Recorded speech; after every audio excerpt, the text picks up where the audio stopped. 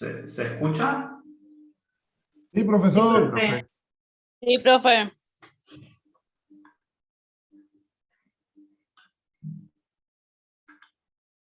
Hola, no escucho bien, no sé si realmente me están escuchando o no.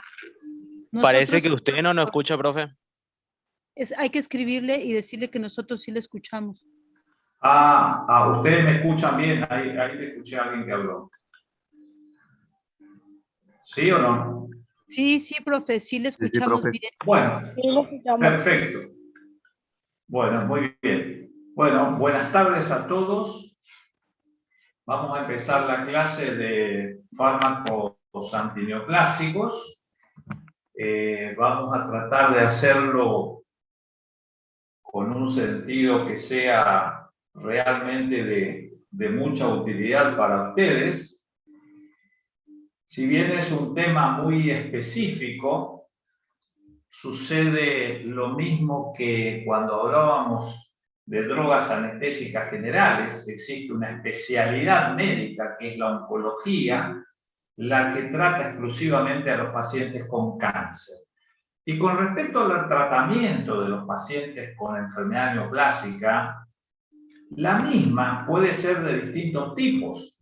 Por ejemplo, puede haber una terapia para el cáncer quirúrgica, también puede haber una terapia para el cáncer en base a drogas, a fármacos, que es lo que nosotros vamos a dar hoy, los principios generales. Esto es la quimioterapia. También va a haber una terapia radiante y muchas veces, por supuesto, que el tratamiento exitoso se debe a una combinación de estos distintos tipos de tratamiento.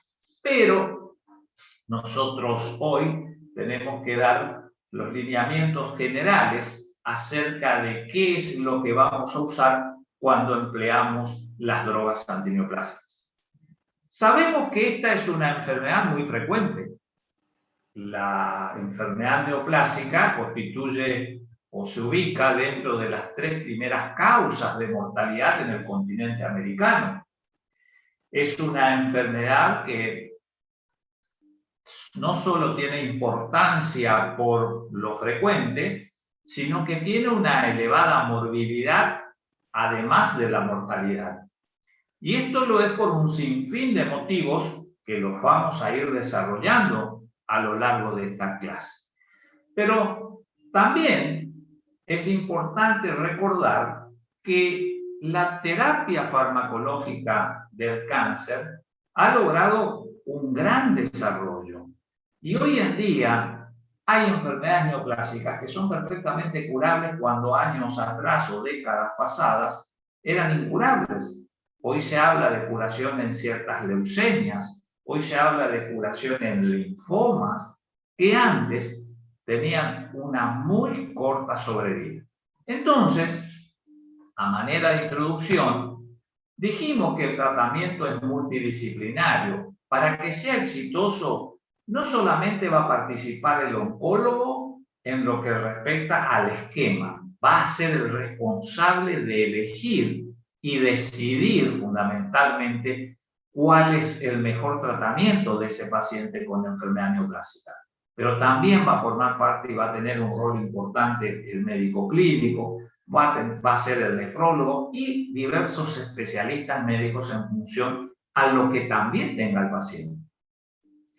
Y el gran advenimiento de 2 grandes grupos de fármacos, que son los anticuerpos monoclonales y las moléculas pequeñas, es lo que ha permitido el gran salto en la terapia farmacológica de la enfermedad neoplásica.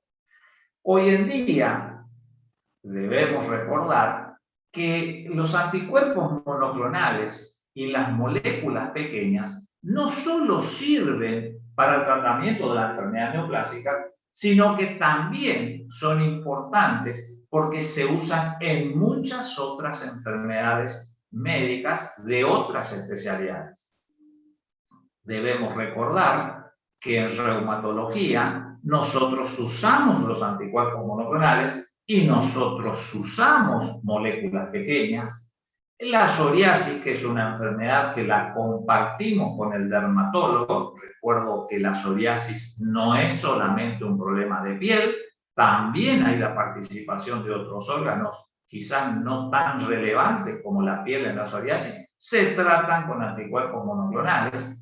Y así, enfermedades cardiovasculares, hay drogas hipolemiantes en la actualidad que se basan en anticuerpos monoclonales. Por eso, al final de la clase, yo les voy a dar 2 o 3 diapositivas, porque eso es lo que se viene en medicina. La medicina que va a venir en el futuro es una medicina personalizada. Y este tipo de drogas que nacieron quizás con la oncología y hoy se ocupan con un sinnúmero de otras especialidades, es lo que cada vez va a ser más frecuente. Por eso la importancia de que ustedes tengan una idea. Y lógicamente, la mejora en el tratamiento de soporte del paciente es fundamental. Y allí teníamos 2 grandes grupos a los que hacer referencia.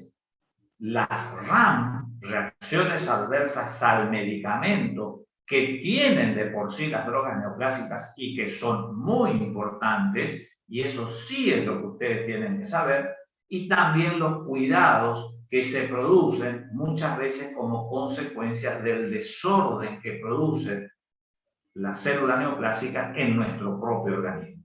Entonces, esas mejoras del soporte, ese mejor conocimiento es lo que ha hecho de que realmente haya un combo de medidas que hacen que hoy en día el tratamiento del paciente neoplásico sea más exitoso que hace unas décadas atrás y hay drogas nuevas con menos reacciones adversas. Pero nosotros tenemos que hablar de farmacología y entonces tenemos que hablar de los fármacos antineoplásicos.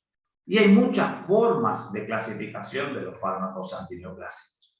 Pero antes de entrar de lleno a los fármacos antineoplásicos, debemos decir que todos ellos tienen un estrecho margen terapéutico. ¿Qué significa estrecho margen terapéutico? Que la dosis útil, la dosis efectiva, está muy cerca de lo que es la dosis tóxica del medicamento.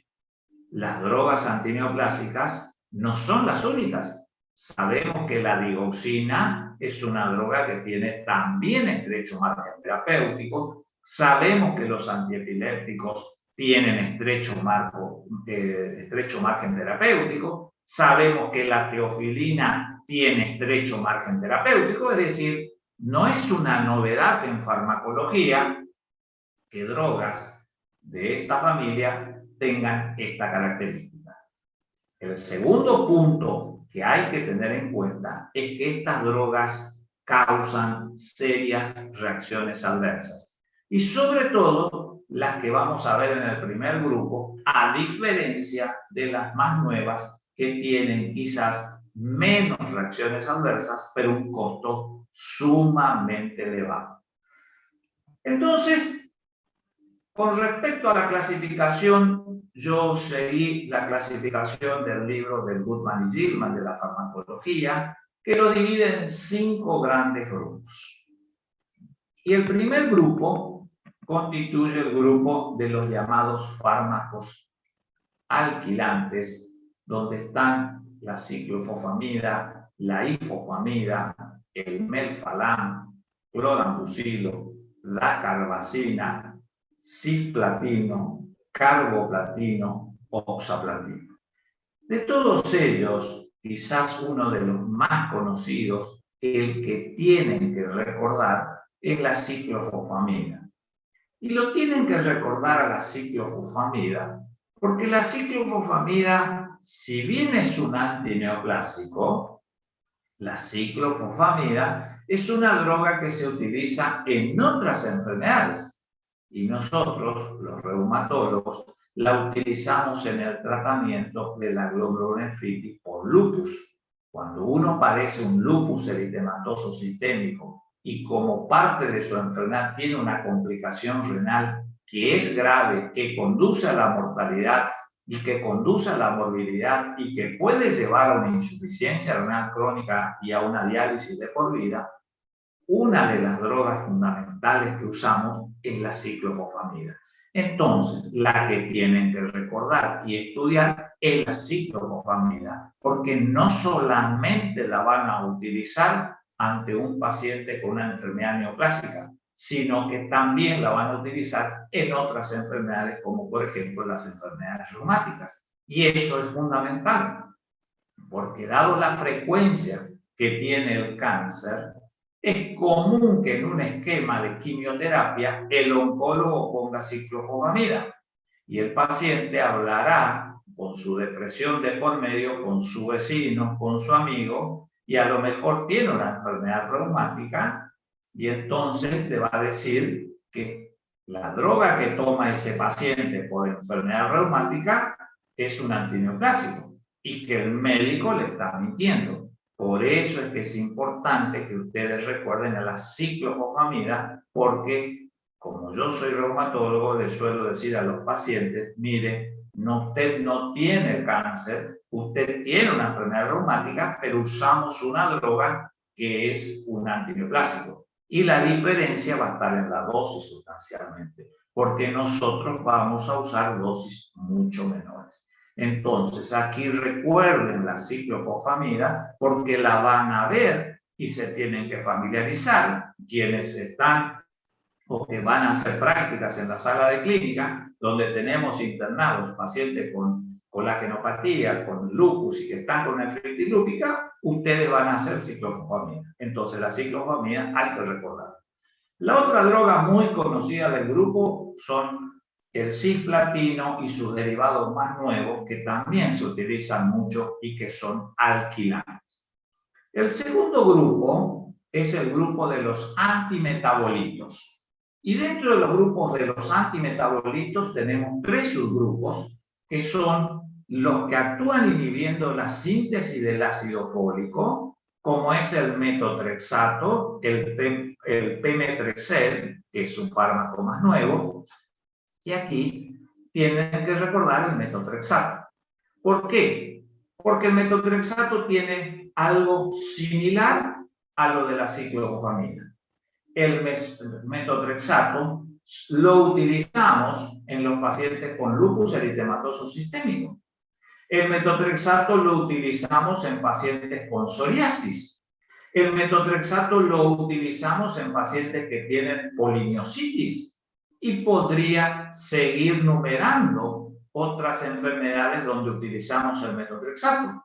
Sucede lo mismo que sucedía con la ciclofosfamida, motivo por el cual el metotrexato tienen que saberlo, porque lo van a usar si trabajan en oncología, pero también lo van a usar en forma ambulatoria, como sucede con la psoriasis o las artritis reumatoideas, o en pacientes internados, obviamente, con patologías más severas. La diferencia va a estar fundamentalmente en las dosis. Los reumatólogos, para la artritis reumatoidea, que la droga de elección es el metotrexato, va a estar en las dosis que sustancialmente van a ser menor que las dosis que utilizamos en enfermos oncológicos. Entonces, el pemetrexed no es exclusivamente un antineoplásico. Y la otra droga que la tienen que recordar, por ahí es el 5-fluoruracilo, que se utiliza mucho, no solamente en forma sistémica, sino también viene bajo la forma de pomadas para los pacientes que tienen los cánceres de piel. Tenemos dos tipos de cáncer de piel, o tres tipos fundamentalmente. El espinocelular, que es el cáncer de piel que aparece cerca de los orificios, cerca de los párpados, cerca del orificio nasal, cerca de la boca, cerca de la oreja, ¿sí? Ahora tenemos los otros que se llaman vasocelulares, que son en las zonas expuestas al sol. Y el tercer tipo de cáncer, que es el más, digamos, si se me permite la expresión agresivo, el que es más maligno dentro de los malignos que son, es el melanoma. Bueno, realmente el 5-fluoracilo se usa en pomada, muchas veces en tratamiento local para las lesiones, para evitar las recidivas de las lesiones cutáneas.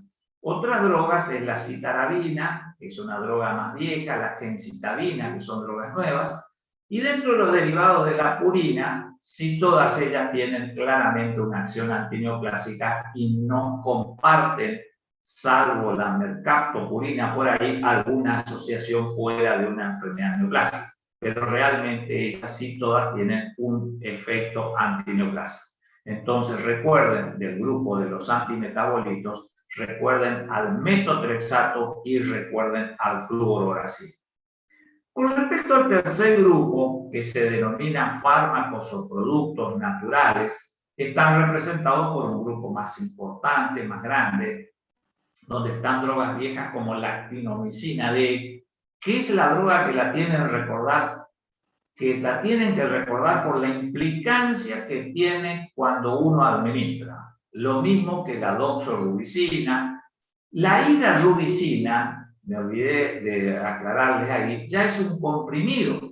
O sea, clásicamente, hace 30 años atrás, cuando yo hacía la quimioterapia, yo aprendí drogas antineoplásicas, esto es una anécdota, cuando era residente de primer año de clínica médica. Y entonces el oncólogo nos daba la medicación, nos daba preparadas las jeringas y nosotros teníamos que administrar al paciente. De ahí es que aprendimos que la doxorubicina, por ejemplo, era un color rojizo, la mitomicina era un color verdecito, y así ya sabíamos por el color de las drogas que metíamos al paciente, que le administrábamos. Hoy en día hay quimioterapia exitosa por vía oral, y la hidarubicina fue uno de los primeros antineoplásicos que salió hace como 20 años atrás y que ya es de administración oral. Y salió para evitar una reacción adversa terrible que ocurría cuando había un accidente en la administración de estas drogas. El etopósido, el telipósido, el paclitaxel son drogas nuevas, son drogas que tienen ya sus años. La vincristina es una droga viejísima que tiene algunas reacciones que vamos a ver más adelante. Y la bleomicina, que es una droga que la van a ver y la van a muchas veces, no sé si utilizarla, pero sí van a tener contacto con ella, porque es una droga que se utiliza aparte de la enfermedad neoplásica cuando uno tiene metástasis en la pleura y se producen esos derrames continuos, repetitivos, que llevan a disnea y a insuficiencia respiratoria.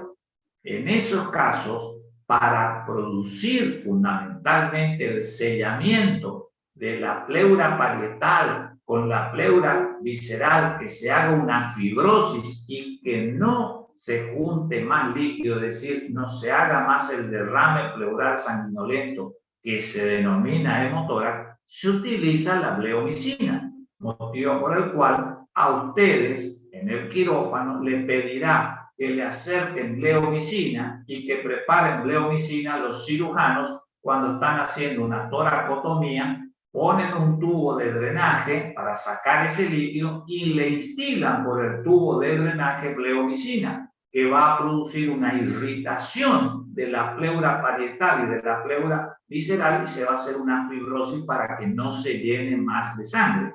Entonces tienen que recordarla a la bleomicina. El cuarto grupo no voy a hacer referencia porque es lo que vimos la clase pasada. Si bien quedó alguito en el tintero, pero bueno, como es muy nuevo, digamos, o ya quedó, no lo voy a desarrollar, pero son los productos hormonales y los antagonistas hormonales, donde habíamos visto ya en clases de corticoides y en la clase pasada, cuando hablamos de cáncer de próstata, y mencionamos a una serie de drogas, ¿sí? Y mencionábamos el caso de que cuando nosotros teníamos en una mujer un cáncer de mama hormonodependiente con receptores de estrógeno positivo, teníamos que dar antiestrógenos. Y si dábamos drogas que antagonizaban los estrógenos, ese cáncer no iba a evolucionar tan agresivamente y se iba a duplicar tan rápidamente. Y viceversa con el tema de la próstata. Entonces habíamos hablado de los antiandrógenos, habíamos hablado de la bicaglutamina, fármacos que salen, no, acá no le puse ningún precio porque realmente es espantoso los precios. Hay drogas de más de 1 millón de pesos, como la lenalidomida, por ejemplo. Realmente todos sabemos que el tratamiento de la enfermedad neoplásica es sumamente costoso para las obras sociales. Entonces el cuarto grupo era el de los compuestos hormonales y antagonistas hormonales, y este era el grupo que no lo alcanzamos a desarrollar, que es el tema de los agonistas y antagonistas de las hormonas liberadoras hipotalámicas. Esto es lo que les había mencionado en la clase anterior, por ejemplo, cuando vimos el cáncer de próstata, vimos que utilizábamos antiandrógenos, pero ¿qué habíamos dicho? Que si utilizábamos un antiandrógeno y teníamos el cáncer de próstata, esa droga, bicaglutamida, apalutamida, enzalutamida, lo único que iban a hacer era bloquear al receptor, pero la testosterona se seguía produciendo en el testículo y se seguía produciendo en la corteza suprarrenal. Entonces, ¿qué había que hacer? Había que cortar la producción de esa testosterona. ¿Y qué se hacía para eso? Se daba agonistas o un antagonista de la hormona liberadora de gonadotrofina para que de esa manera la hipófisis no tenga el estímulo para producir su LH y la LH ir a las células de Leydig y hacer de que se produzca testosterona. Mi intención era desarrollar más este tema, pero por razones de tiempo no lo puedo hacer. Entonces, con ese concepto que les terminé de decir, es suficiente. Ahora, ¿qué pasa? Si solamente una bicaglutamida sale 800.000 pesos, imagínense cuánto cuesta el tratamiento cuando uno agrega leuprolide o buserelina o triptorelina o boserelin, cualquiera de estas drogas que son agonistas, y entonces cuánto cuesta cuando puede usar las drogas antagonistas como el degarelix, el cetrorelix, el ganirelix, que son las drogas que se utilizan. La diferencia entre ellas va a estar que cuando uno usa un agonista va a estimular, pero por ese mecanismo de retroalimentación, después del mes realmente se produce la supresión de la hormona, mientras que si uno usa antagonistas directamente se bloquea él.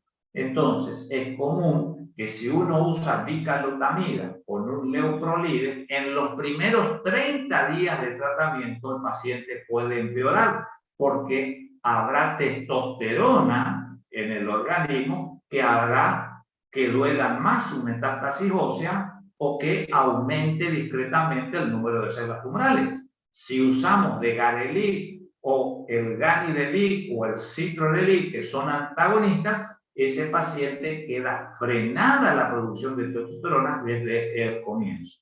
Cualquiera de las dos son efectivas, la única diferencia está en que los antagonistas bloquean de entrada y los agonistas lo van a hacer después de 30 días aproximadamente, y en esos 30 días el paciente puede tener un empeoramiento de sus síntomas. Si el oncólogo que sabe esto, el urólogo que sabe esto, cualquiera de nosotros que sabe esto, le explica al paciente, porque no siempre se consiguen por el costo de estas drogas, y entonces cualquiera de las dos, como les dije, son efectivas, pero uno simplemente puede advertirle al paciente que si usaba un leuprolide, en los primeros 30 días puede sentir algo de síntomas de molestias, porque sabemos que va a empeorar, pero después del mes de tratamiento va a ser efectivo su mejoría porque no va a haber más testosterona. Caso contrario, si usamos el antagonista, de entrada puede haber mejoría y esos 30 días del paciente fácilmente se pueden obviar. No siempre por el costo uno dispone de todas estas drogas. Estas drogas forman parte de los compuestos hormonales. Y por último, Tenemos el quinto grupo, que es el grupo de los llamados fármacos diversos, donde están la hidroxiurea, la tretinoína, y los fármacos más nuevos como el imatinib, dasatinib, nilotinib, que entre paréntesis le puse a qué grupo farmacológico pertenece. Y acá entonces hay que saber de que hay nuevos tipos de drogas que son los inhibidores de la tirosina quinasa, las pequeñas moléculas, que yo ahora al final les hago un comentario para que ustedes sepan, porque esto es lo que se viene, esto ya existe y es lo que realmente se va a desarrollar para casi todas las enfermedades. El trastuzumab, que son anticuerpos monoclonales, bevacizumab, que si ustedes conocen a algún paciente neoplásico, seguramente no lo utilizarán y no lo verán como inicio en el tratamiento, salvo, por ejemplo, algún mieloma múltiple, donde ya de entrada se coloca alguna de estas drogas, como por ejemplo el bortezomib. Pero son los llamados anticuerpos monoclonales. Y ustedes ven que todas estas familias suelen terminar en algunas siglas conocidas, como por ejemplo ven en la tercera línea imatinib, dasatinib, nilotinib, es decir, el NIF termina, después ven que rituximab, bevacizumab, trastuzumab, todas tienen un determinado significado. Yo les tengo que dar farmacología, les tengo que dar estas drogas. Yo no insisto mucho con estas drogas porque es una especialidad totalmente aparte. Sí les quiero hacer entender que esto es lo que existe nada más. El rituximab tiene más de 20 años en el mercado, perdió la patente porque cada una de estas drogas cuando sale es original, tiene el monopolio del laboratorio que la descubrió y por ende la comercializa, y después de ese periodo que vence la patente ya pasan a ser prácticamente un genérico, y es lo que sucede con el rituximab. Pero, punto suspensivo, no es que es un error de tipeo, significa algo, y la respuesta es, ¿por qué tantos fármacos? Y es lo que ustedes seguramente me querrán preguntar, ¿por qué tantas drogas antineoplásicas? Y aquí van las respuestas. Primero, porque todas las drogas pueden generar resistencia. Esto es fundamental que ustedes lo sepan, porque es común que un paciente inicie un esquema de quimioterapia con una determinada droga. Y después, a medida que pasa el tiempo, se va cambiando a otras drogas. Tienen posibilidad de generar resistencia, porque la célula neoplásica tiene determinadas virtudes que hacen de que puedan eludir a estos fármacos. Por eso mismo es que, como generan resistencia, se usan combinaciones de fármacos. Sucede lo mismo, salvando las diferencias, con lo que sucede con la tuberculosis. Y tercero, que el tratamiento de la enfermedad antineoplásica se hace en ciclos de quimioterapia. Ciclo de quimioterapia significa que se hacen cada 21 días o cada 30 días, dependiendo del tipo de tumor, del tipo de duplicación celular, que es diferente de acuerdo a los tumores. Por ejemplo, un tumor de riñón es un tumor conocido por ser de lento crecimiento, motivo por el cual duplica su masa tumoral después de varios meses. No es lo mismo que un cáncer de mama o estrógeno dependiente en una mujer premenopáusica, donde el cáncer de mama es mucho más agresivo, o un melanoma que otros tipos de tumores, como por ejemplo les cité el caso del riñón. Entonces se hacen ciclos cada 3 semanas, cada 4 semanas. Imagínense el problema con el costo de estos medicamentos, que a veces la obra social se ha interrumpido el tratamiento y realmente pierde la regularidad. Entonces, sepan que esto se hace por ciclos y con combinación de fármacos. ¿Está? Bien. El uso racional de los fármacos antineoplásicos, como les dije, está relacionado con el conocimiento del ciclo celular del tumor. Y esto es muy importante, es algo que nosotros no lo manejamos, lo maneja exclusivamente el oncólogo, y entonces para utilizar un ciclo racional necesitamos saber cuál es el ciclo de duplicación de una célula. ¿Cómo se duplican, cómo se multiplican nuestras células en el organismo y cómo lo hace la célula tumoral? La célula neoplásica tiene algunas fases, que son la fase G1, G es de grow en inglés, GROW, grow es crecimiento, acuérdense de la GH, hormona de crecimiento, es la fase estándar del reposo, de donde van a aparecer las células. Después de la fase G, la célula va a tener lo que se llama la fase S, que es la fase de síntesis del DNA, que es el ácido desoxirribonucleico. Y esa fase S va a pasar a la fase G2, o sea, la fase de síntesis pasa a la fase G2. Esa fase G2 es la fase que está antes del periodo de mitosis, que es la llamada fase M de la célula. Esta fase M es de mitosis, es la multiplicación. Y después de la fase M viene nuevamente la fase G1. Ahora, siempre después de la fase M de mitosis viene la fase G1. La respuesta es no. ¿Por qué? Porque una célula tumoral muchas veces queda en un episodio de multiplicación latente, es decir, no se multiplica, el tumor queda detenido y eso es lo que se llama la fase G0, que puede ser a veces de años. Ustedes ven que los pacientes con enfermedades muchas veces se hace el tratamiento y entran en un periodo de remisión. Eso es la fase G0, la remisión. Uno dice, no está curado porque no pasaron los 5 años, pero está dormido, dice el paciente, es lo que nosotros interpretaríamos como la fase G0. Y después, nuevamente, de que termina la mitosis, la célula hija, si se duplicó en 2 células, esa célula siempre queda en la fase G1. Es importante esto no para ustedes ni para mí, que no hacemos esta especialidad. Es simplemente esta ilustración para que ustedes entiendan qué pasa con una célula tumoral.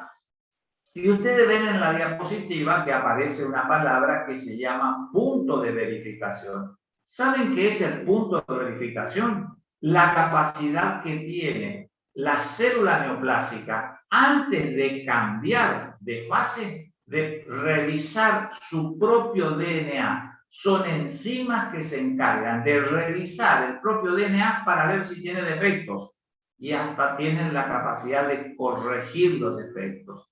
Eso es lo que hace que a veces una droga quimioterápica que daña el DNA de la célula tumoral, lo daña y si no lo rompe, muchas veces las células tienen la capacidad de corregir ese defecto en los aminoácidos que indujo la célula neoplásica. Esos son los llamados puntos de verificación. Esto, como les digo, no es porque yo les voy a preguntar, sino es simplemente para que ustedes entiendan cómo van a actuar las drogas y cómo se duplica una célula neoplásica en el organismo. Entonces, va a haber fármacos que van a ser los llamados, ahí apareció lo de la fase 0 que le había dicho, y los recuadros negros que van a ser los de la fase, fármacos específicos de la fase de síntesis y los fármacos específicos, por ejemplo, de fase de mitosis. Y así como hay drogas que van a actuar específicamente en cada una de esas fases, va a haber otras que van a actuar en cualquier momento del ciclo celular y van a ser los denominados fármacos inespecíficos.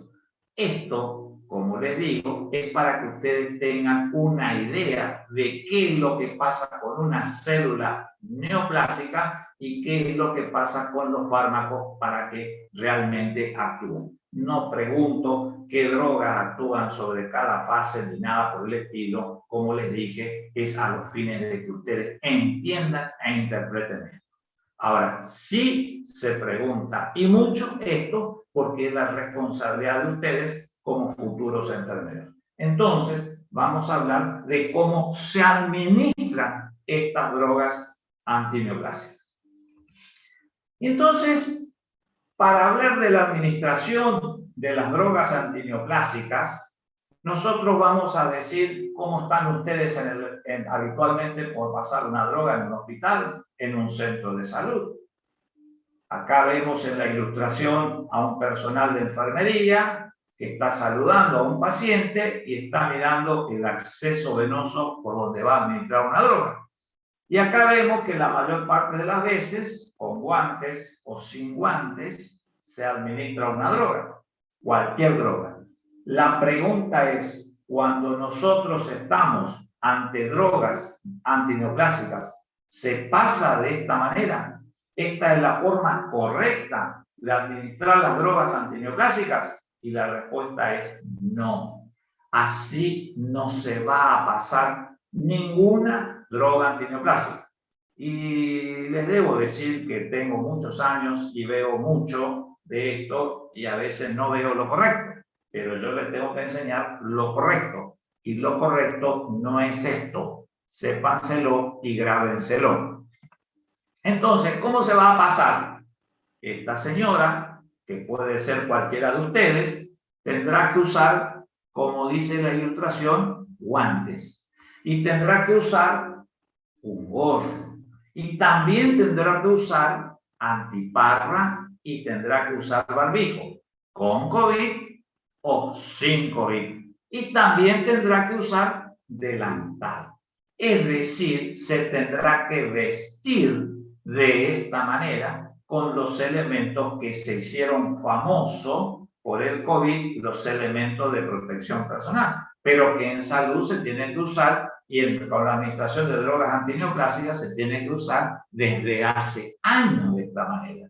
¿Y esto solo? No, tendrá que tener una determinada asepsia en el manejo y en la manipulación de estas drogas, porque va a producir un sinfín de complicaciones. Entonces, la asepsia es fundamental. Por eso está el color verde. Vaya para adelante. Y también tendrá que tener un área aislada. Yo les traduje así, área aislada. En realidad uno lee y dice que tiene que ser lo que se denomina cabina de flujo laminar, que es una especie de habitáculo donde hay una determinada corriente que aspira, ¿sí?, para que eso no se vaya afuera y no se contamine. En realidad, en los hospitales no tenemos eso, pero hay salas de oncología donde se administra exclusivamente drogas antineoplásicas, no es en cualquier sector del hospital, tiene que reunir determinadas condiciones. Bueno, es lo que está en los libros, por ahí la realidad no es tan así, pero es lo que tendríamos que tener cuidado. Y también tiene que haber algunos cuidados fundamentales, y ahí ustedes ven un perfus. ¿Y qué importancia tiene el perfus con todo esto? Que cuando ustedes están en el hospital van a administrar drogas de uso parenteral, pero la quimio hoy en día también se hace por vía oral en la casa. Y les cité una de las drogas ya vieja de hace como 15, 20 años atrás, que era la hidrarubicina, que se puede administrar, y hay un sinfín de drogas que hoy forman parte del tratamiento para evitar esa alta morbilidad hospitalaria con alta mortalidad hospitalaria que era común en los enfermos de neoplasia. ¿Y qué tiene que hacer? Tiene que manipular el perfus con suero limpio. No se puede purgar el perfus con el preparado de droga antineoplásico. Siempre con suero limpio. Y cuando van a hacer la venopuntura tienen que tener fundamentalmente un cuidado especial en la elaboración del acceso venoso por todo lo que va a venir después y que les voy a explicar detalladamente y qué es lo que ustedes realmente tienen que saber. ¿Por qué tiene que hacer todo esto el personal de enfermería? Porque las drogas antineoplásicas son drogas carcinogenéticas, son drogas mutagénicas y son drogas teratogénicas. entonces eso significa fundamentalmente que implica un peligro no solo para el paciente, para el personal que la administra, ustedes enfermeros, y también para el medio ambiente. Una droga carcinogenética es una droga que puede inducir un cáncer. Y ustedes me dirán, pero ¿cómo, doctor? Estamos hablando de fármacos antineoplásicos y usted me dice que puede desarrollar otro cáncer. Sí, señores, es así. Las drogas antineoplásicas pueden desarrollar una segunda enfermedad neoplásica. Es conocido eso en el ambiente de oncología. Por ejemplo, en pacientes con lupus, la administración crónica de pacientes, como antes se veía ya por el 70, por el 80, cuando yo empecé en el 80, realmente después de 2 años de tratamiento, por ahí veía que había una incidencia al 4º o al 5º año después del tratamiento de alguna enfermedad leucémica o de un linfoma, producido como manifestación de la ciclofonía. Entonces, eso significa que es carcinogenético. Eso pasaba con las drogas viejas. Mutagénico quiere decir que produce una mutación. Y cuando produce una mutación en el DNA, ojo con la descendencia y con las malformaciones que puede producir. Y teratogénica significa que daña la formación del feto. Entonces, una persona embarazada puede ir a manipular drogas oncológicas y con extremo cuidado, sí, pero no sería lo indicado, obviamente, por esa particularidad. Entonces, cuando ustedes van a poner ciclofonía en el hospital, yo acostumbro a decirle a veces a quienes no lo hacen, vestite. Con el vestite significa eso. Muchos ya son responsables y lo hacen, pero otros no. Pero recuerden, lo mismo, la secreta de ese paciente y la secreción de ese paciente dicen las normas de protocolo que están escritas para cada hospital. A veces nosotros no tenemos, obviamente, pero es conocido que hay un protocolo. Se debe agregar hipoclorito de sodio, se debe llevar fundamentalmente por el inodoro con una determinada relación con el hipoclorito. En fin, estas drogas hay que manejarlas con mucho cuidado. ¿Está? Muy bien, entonces nosotros sabemos que esto es peligroso. Sabemos de que la administración la vamos a hacer con determinadas reglas a los fines de evitar que tengamos una complicación. ¿Y qué complicación hay cuando ustedes hacen una vía endovenosa? La famosa infiltración. ¿Y qué es la infiltración? No es otra cosa que el paso de una aguja que entró por la piel al interior de una vena y que salió con un traumatismo fuera de la vena al celular subcutáneo. ¿Y qué pasa cuando hay una infiltración? Y duele. ¿Y qué pasa cuando hay una infiltración con una célula, con una droga antineoplásica? Es lo mismo que se nos infiltre el suero limpio que estamos pasando, que el suero con una droga antineoplásica, y ustedes van a ver que no es lo mismo, por eso tienen que tener un especial cuidado. Entonces, primero, y esto sí tienen que saber, que ustedes van a clasificar a las drogas en función a la capacidad de daño que tienen cuando se produce el accidente de la extravasación o infiltración. Y las drogas se van a clasificar en 3 categorías. Las poco irritantes o irritantes leves, como son las paraginasa, la bleomicina, el cisplatino, la ciclofamida y el metotrexato. Como vemos acá, todas son drogas viejas. Ninguna es una droga nueva. ¿Y cómo se llama? ¿Por qué se llama poco irritante o irritante? Porque solo produce una irritación local. Produce inflamación o produce la sensación de quemazón. Eso es una droga poco irritante. El problema no es tan grave. Ahora, hay drogas que son muy irritantes. Y estas drogas irritantes son el docetaxel, el etopósido, paclitaxel, tenipósido. Ustedes lo tienen que saber, porque ustedes van a administrar estas drogas. Entonces yo por ahí digo, nombrame antineoplásicos y me nombran.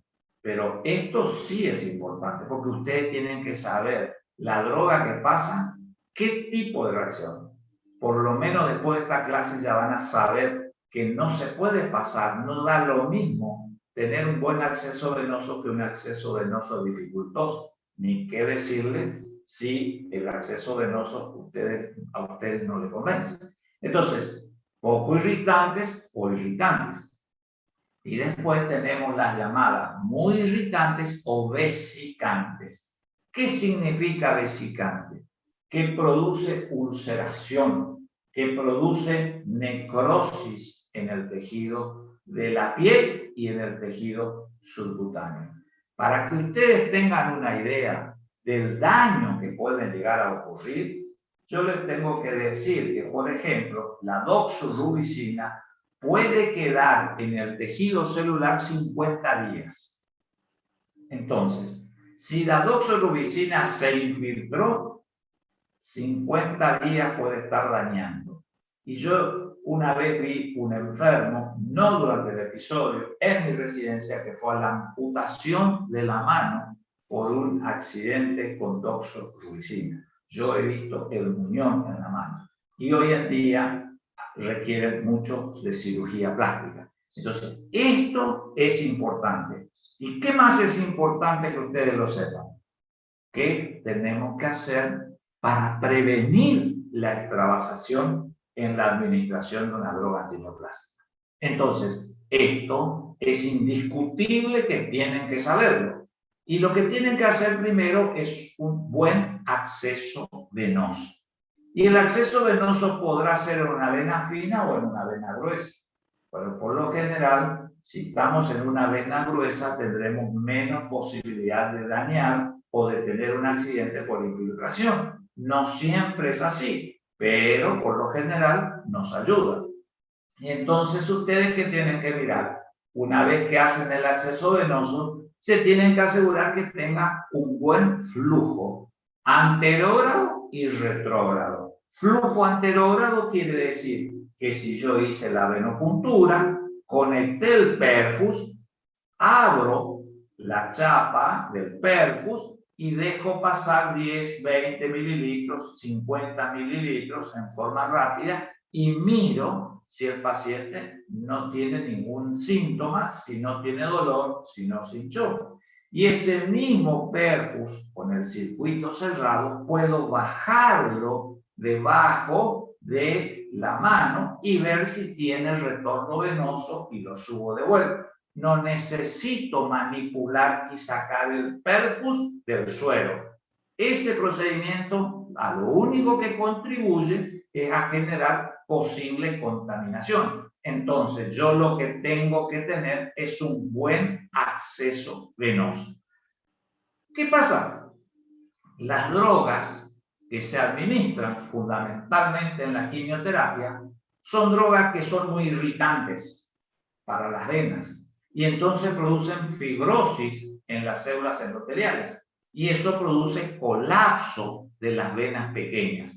Entonces es común que el paciente, cuando está en un quinto, sexto, hay 12 ciclos de quimioterapia muchas veces, o 10 ciclos, o 6, dependiendo de la droga a usar. A medida que más aumentemos los ciclos con drogas endovenosas, el paciente va a tener dificultades en el acceso venoso. Entonces, si yo tengo que hacerle, como en mi época, 12 ciclos de doxorubicina, cuando no teníamos más vía periférica, después del sexto mes, ya las venas eran dificultosas, teníamos que hacer una vía venosa central.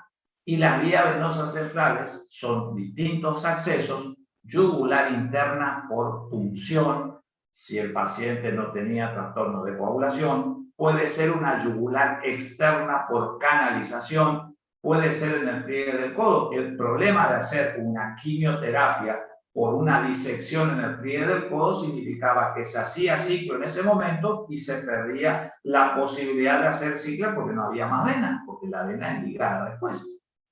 Entonces, hoy en día, el advenimiento de los fármacos orales solucionó muchos de estos problemas, pero ustedes no saben con el paciente que tratan, no lo conocen. Entonces, buen acceso venoso. Si tienen problema con el acceso venoso, pídanle al médico que le haga una vía venosa central. Eso es claro y no se discute. ¿Está? Lo que jamás tienen que hacer es lo que por ahí antes se veía a veces, que uno, como no tenía un acceso, trata de decir si está haciendo pared, le hago más peso acá, la mariposita de la butterfly la aprieto más acá. Eso no hay que hacer en oncología. El resultado puede ser calamitoso. Entonces, acceso venoso es fundamental, ya sea por vía periférica o por vía central. Entonces, ahí le puse que la vía venosa central la utilizábamos cuando los pacientes tenían más de 6 ciclos o cuando se empleaban drogas que goteábamos durante 24 horas. En ese caso, la posibilidad de fibrosis era más alta y entonces siempre es preferible esa vía venosa central. ¿Qué es el síntoma importante al cual le tienen que dar fundamental importancia? El dolor o la sensación de quemazón en el sitio de inyección.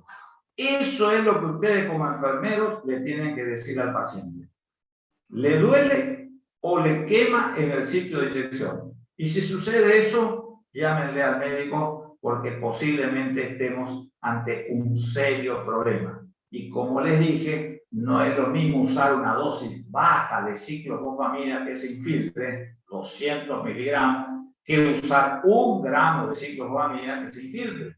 Y mucho menos, que es una droga de por sí poco vesicante, poco irritante, que usar doxorubicina, sea la dosis que sea, porque ahí sí que estamos en serios problemas. Entonces, ya les expliqué, comprobamos la permeabilidad del acceso venoso, se pasa a solución fisiológica, y lo otro que es de buena práctica es lavar siempre antes de cada paso de droga antineoplásica. Es decir, se lava con suero fisiológico limpio. Nada de hacer lo que se hace cuando uno administra habitualmente los antibióticos, aunque esto es una práctica que tiene que ser para cualquier droga, pero a veces uno siempre facilita o tiene una mala práctica. Siempre entre una droga y otra se pasa solución fisiológica para lavar el perno. Entonces, continuando con la prevención de la extravasación, el concepto más fundamental de todo.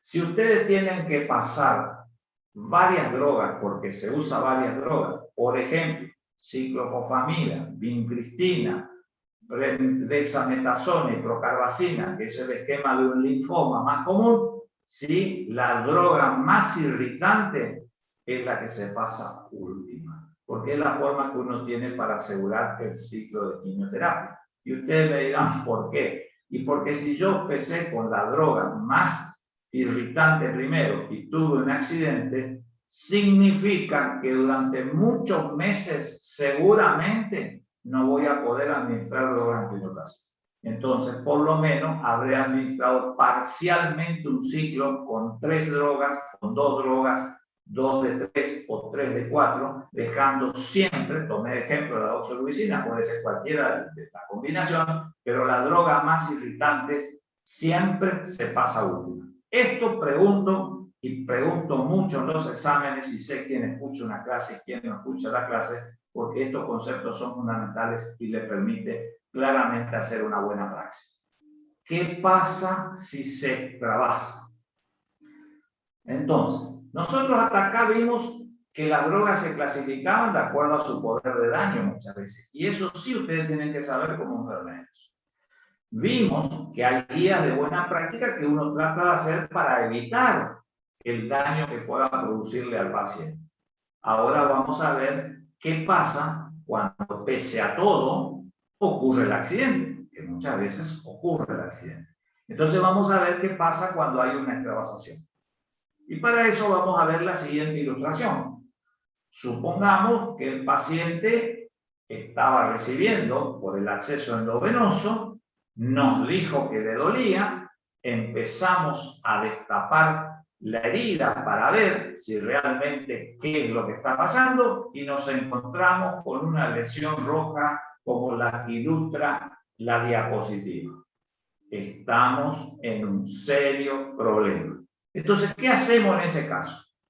A ustedes, simplemente por mirar la imagen, sabrán de que acá seguramente hubo una infiltración, acá se ve rubefacción, acá se ve edema, el paciente dice dolor, se ve la inflamación y acá no hay duda que hubo una extravasación.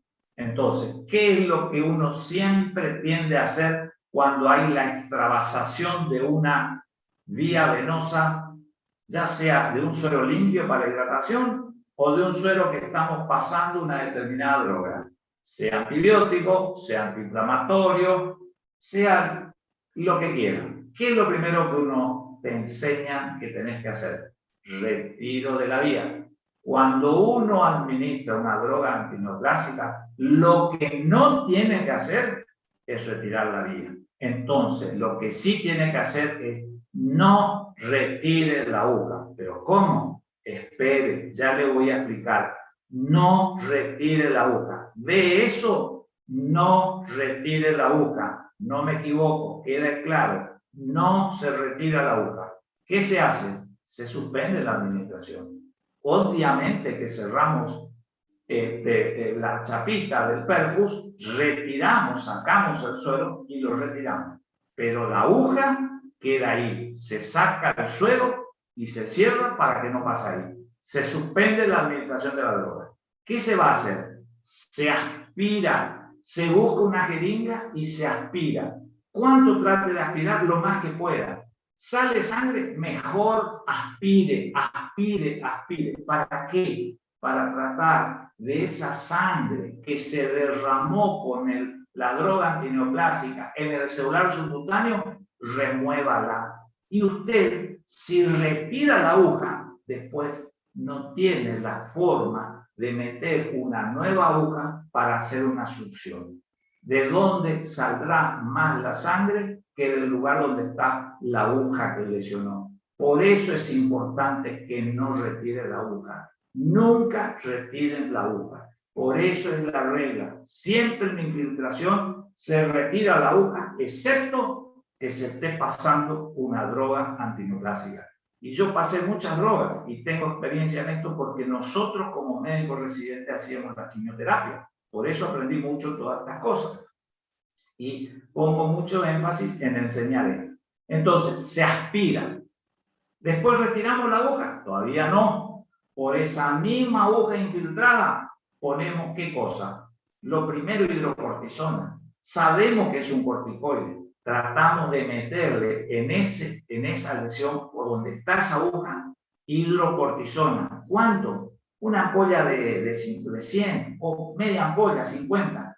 O ustedes le tienen que llamar al médico, el oncólogo viene, el médico responsable viene, y hay algunas drogas que tienen antídotos. Si tuvieran antídoto, uno lo pasa.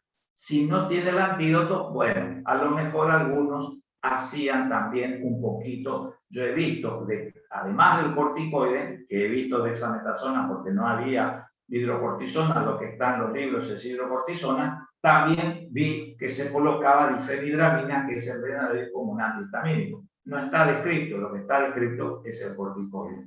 Entonces, una vez que usted hizo todo eso, no retiró la aguja, cerró el paso de las drogas, hizo la aspiración y realizó el paso de hidrocortisona, ahí recién se retira la aguja de la droga. Y por supuesto, lo que tampoco tiene que hacer es vendar, apretar, porque el daño va a ser mayor. Les repito, doxorubicina infiltrada en el tejido celular, 50 días está ahí produciendo daño. ¿Y qué daño va a producir? Y produce una flebitis química. Y la flebitis es la inflamación de la pared de la vena, pero pasó al celular subcutáneo y ya produjo una celulitis. Y la celulitis es la inflamación y por supuesto que se va a sobreinfectar si son drogas que deprimen el sistema inmune. ¿Y qué va a aparecer? Y van a aparecer una serie de mediadores de inflamación. Y la consecuencia, ¿qué va a ser? La necrosis de la grasa, o sea, el tejido subcutáneo, necrosis que puede afectar la pared de la arteria, necrosis cutánea, y entonces la pregunta es, ¿hay secuelas de esto o se cura ad íntegro? Las secuelas son terroríficas. Miren algunas imágenes que están sacadas de internet de lo que es la necrosis que se produce. Pobre paciente, con una enfermedad neoplásica, y si nosotros tuvimos un accidente y extremamos las medidas, bueno, por lo menos, o si no, imagínense lo que es un paciente con una neoplasia que tiene que pasar por un cirujano plástico infinidad de veces, o que tristemente termina con una amputación, porque la necrosis progresa, se sobreinfecta, y como toda infección, cuando se gangrena, termina en una amputación. Entonces es fundamental, y esto se pregunta porque esto es fundamental para la vida del paciente y para la práctica de ustedes, porque tendrán seguramente algún juicio de mala praxis también, por mala administración. Entonces recuerden, como estoy de tiempo, recuerden que realmente hay secuelas.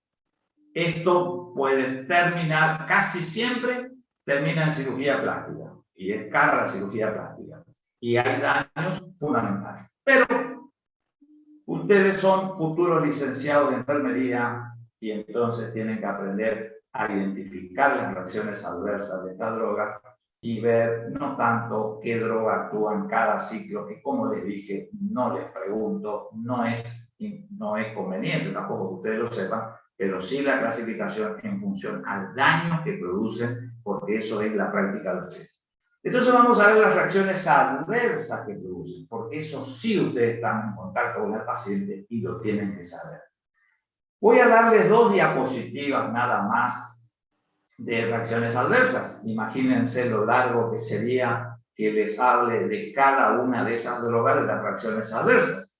Y elegí las que, si bien son drogas oncológicas, se usan no solo para el tratamiento de la enfermedad neoplásica, sino de enfermedades inmunológicas, como el caso de la ciclopamida, que le dije que se trata en el lupus, o como el metotrexato, que es el que va a venir después de esta placa, y que va a ser el que se trata en la artritis reumatoidea, en la psoriasis y en muchas otras enfermedades. Entonces, ahí vemos un frasco de ciclopamida, 1.200, 1.500 pesos. Usamos nosotros en el grupo uno por mes, y a veces cada 15 días, dependiendo, por supuesto, de la dosis del estado, pero con 1 por mes es suficiente, o medio cada 15 días. ¿Y qué reacciones adversas produce? Pancitopenia, dice acá. Pancitopenia dice acá porque en realidad no encontré ninguna diapositiva que tenga la imagen y que diga mielosupresión. ¿Y qué es la mielosupresión? ¿Y qué es la pancitopenia? Pancitopenia, pan en el griego significa todo. Citopenia viene de células. Nosotros sabemos que las células de la médula ósea, como siempre, farmacología se basa en el apoyo de las otras especialidades. Ustedes recordarán por fisiología que hay glóbulos rojos, hay glóbulos blancos y hay plaquetas. Pancitopenia quiere decir que disminuye las 3 series. En realidad, la pancitopenia es algo periférico. Acá el daño puede ser central, el daño puede ser a nivel de la médula ósea. Entonces, la médula ósea es la que deja de producir eso. Es una pancitopenia más severa, por eso es que se dice en realidad mielosupresión. ¿Y qué afecta? Las 3 series. Afecta la serie roja, produciendo anemia, la serie blanca, que produce leucopenia, y la serie plaquetaria, produciendo plaquetopenia. Entonces, la serie roja es la que menos afecta. La que más afecta es la serie blanca. Y la serie plaquetaria también no afecta mucho a la ciclopamida. Es importante decirle que es reversible. Entonces, aparece leucopenia, que es lo que más importante. El pico de la leucopenia está entre los 6 y los 10 días. Recuerdo, muchas de las reacciones adversas están en relación con la dosis del medicamento. No es lo mismo administrar 500 miligramos. Se da en función, las drogas oncológicas, se da en función al metro cuadrado de superficie corporal, que se saca de la relación del peso con la talla del paciente. Así como se dan miligramos, la amoxicilina, la ampicilina, o como se da la penicilina en unidades internacionales, las dosis de las drogas oncológicas son por metro cuadrado de superficie corporal. Por eso es que ustedes, a todo paciente que tiene enfermedad neoplásica, tienen que tomarle la talla y tienen que tomar el peso, así el médico viene y les va a preguntar y sacan el índice de superficie corporal. Las drogas se tratan de eso. ¿Cuándo aparece la leucopenia? Entre 6 y 10 días. Entonces, si yo sé que disminuye los glóbulos blancos y disminuye la infección, y tiene posibilidad de infección, porque el glóbulo blanco nos defiende de la infección, yo le dejo al paciente internado o le hago el esquema y le mando a la casa. Y por eso es que nosotros decimos, hacemos el esquema ya, si no hubo complicaciones, lo externamos al paciente. ¿Para qué? Para que en el periodo donde más glóbulos blancos estén bajos, en el periodo de mayor leucopenia, no esté al lado de un paciente que esté infectado o en el medio hospitalario donde habrá gérmenes. Entonces, esa es la importancia de que sepa que entre 6 y 10 días es de que aproximadamente va a ser el pico de la leucopenia. ¿Y va a ser irreversible? No. Habitualmente es reversible. ¿Entre cuándo? Entre las 2 y las 3 semanas. Ahora, ojo, supongamos que el paciente tiene una leucemia y quiere ir a un trasplante de médula ósea. ¿Saben cómo se hace el trasplante de médula ósea? El oncólogo viene con el hematólogo o hematoncólogo y le da melphalan, busulfan y le produce una plasia de médula. Busca destruir todo para de esa manera después pasar nuevamente a hacer el trasplante y esperar la regeneración de las nuevas células madre. Es decir, esto se hace en función a lo que tiene. Pero como estamos hablando de ciclofosfamida, vuelvo al tema, sepan que entre 6 y 10 días es el periodo más delicado donde más va a bajar y eso se recupera en 14 a 21 días. Por eso yo como reumatólogo le hago la ciclofosfamida, le pido un laboratorio a los 7 días para tener una idea si bajó o no bajó el número de blancos y el próximo laboratorio le hago aproximadamente al día 17, entre los 14 y los 21, para ver si ya está en el periodo nuevamente de regeneración. ¿Por qué es eso importante? Porque antes de hacer el próximo ciclo a los 21 días, ustedes tienen que tener el recuento de cuántos leucocitos tienen, porque si quedó con leucopenia y ya no se puede hacer la dosis del medicamento que recibió en el ciclo anterior, tendrá que hacerse menos o suspender el ciclo o buscar una alternativa de otra droga. Eso lo vemos y lo sabemos todos. Entonces, la práctica dice que tienen que tener en cuenta ese efecto por la posibilidad de desarrollar infecciones. Acá ven otra imagen de la diapositiva que habla de la inmunidad humoral y de la inmunidad celular. ¿Y qué es eso? Nosotros sabemos que tenemos los leucocitos. Y los leucocitos son los glóbulos blancos. Y dentro de los leucocitos hay linfocitos. ¿Y los linfocitos por qué son importantes? Los linfocitos son el tipo de células blancas, que ustedes lo saben por fisiología, que tenemos dos linfocitos, que son los T y los B. ¿Verdad? El linfocito T es aquel que recorre nuestro organismo y detecta un antígeno extraño. Puede ser un alergeno, puede ser un virus, puede ser una bacteria, o lo que sea.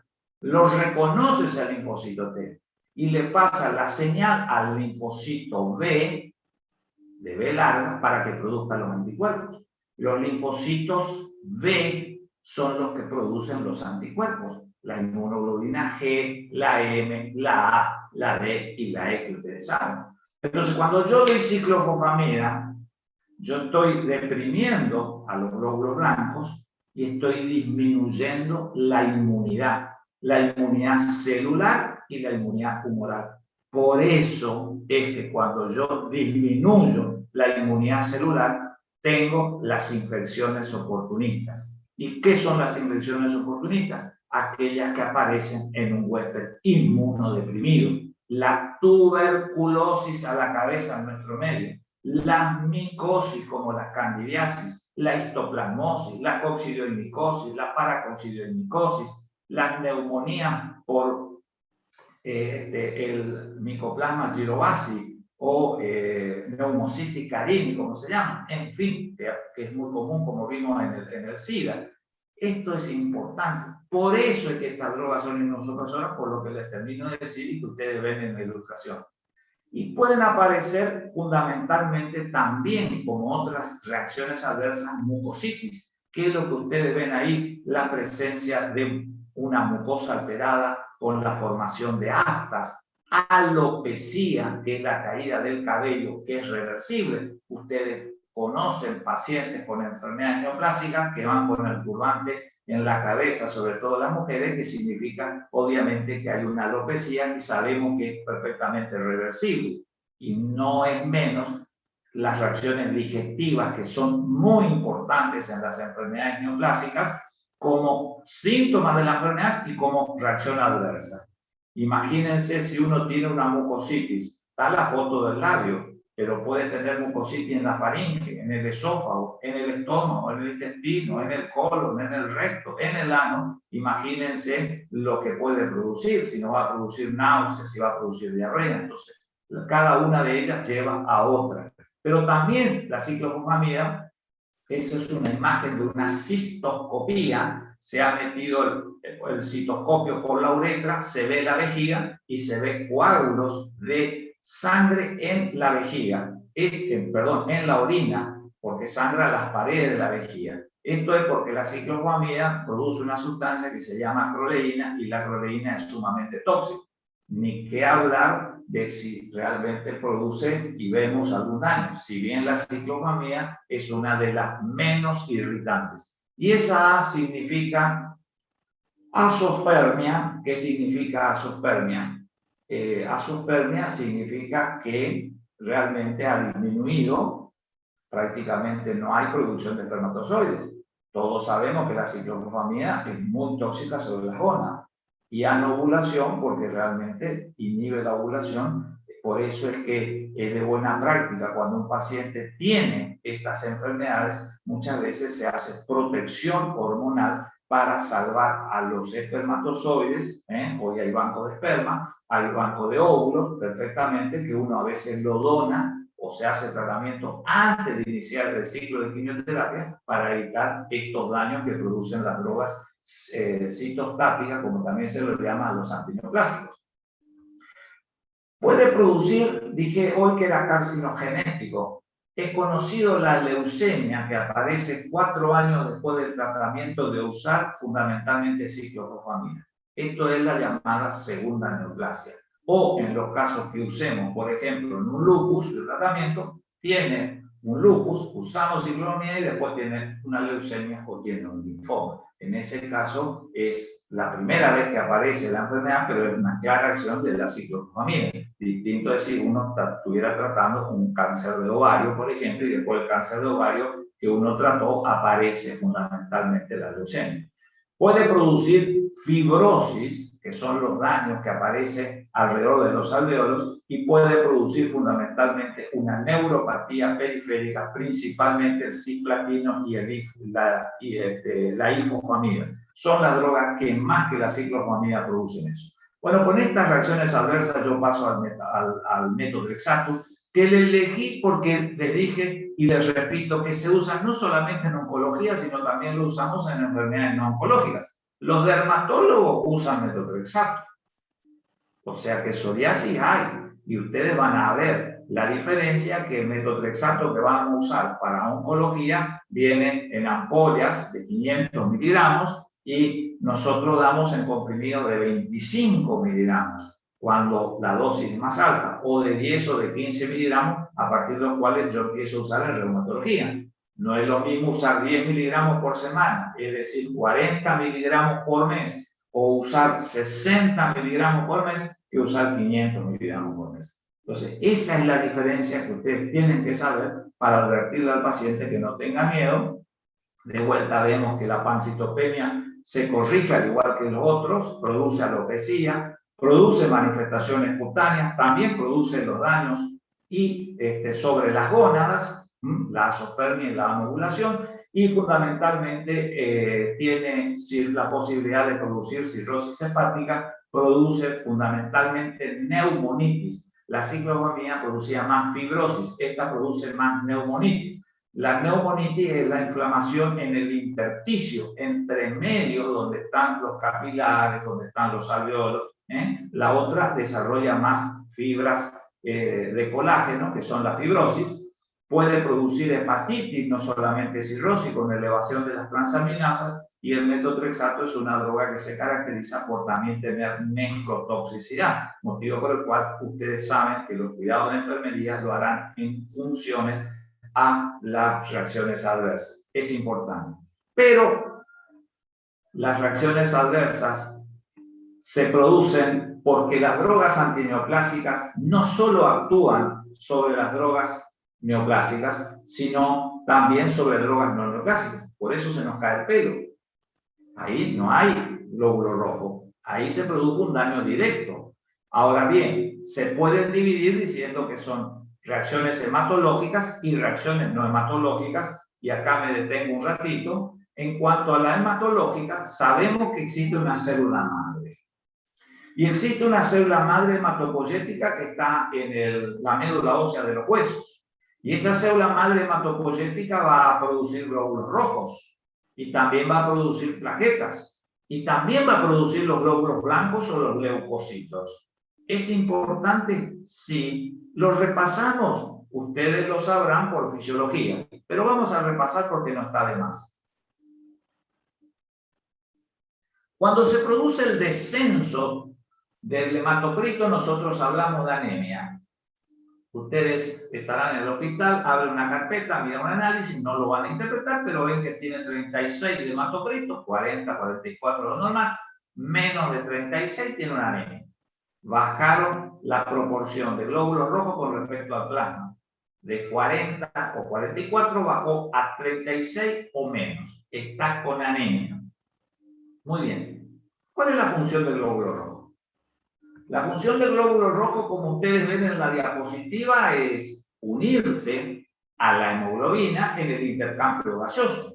Nosotros, cuando inspiramos, metemos oxígeno, ese oxígeno pasa a la membrana capilar, y ahí vamos a ver en la animación que esa molécula de oxígeno ingresa y se une a la hemoglobina, y esa hemoglobina es la que va a circular. O sea, la hemoglobina lleva el oxígeno fundamentalmente al resto del organismo para que realmente pueda ocurrir un intercambio normal que cubra las necesidades metabólicas del organismo.